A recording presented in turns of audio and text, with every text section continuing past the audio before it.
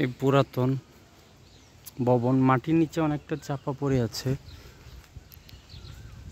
মাটির উপরিভাগ এটা।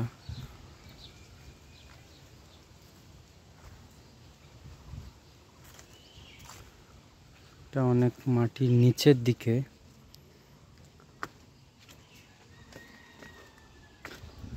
ধ্বংসস্তূপ ভেঙে ভেঙে পড়ছে। পুরাতন সব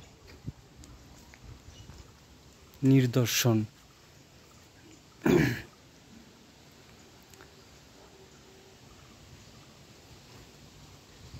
এটা দরজাটার নিচে হবে।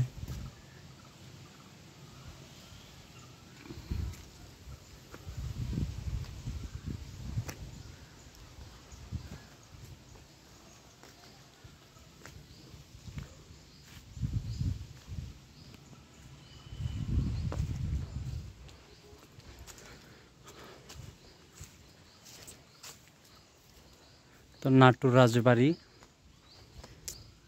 এখানে মনে হয় রানীদের থাকার স্থান ছিল, রানী মহল। অনেক সেফটি করে বানানো হয়েছিল, যেটা আস্তে আস্তে ভেঙে পড়েছে।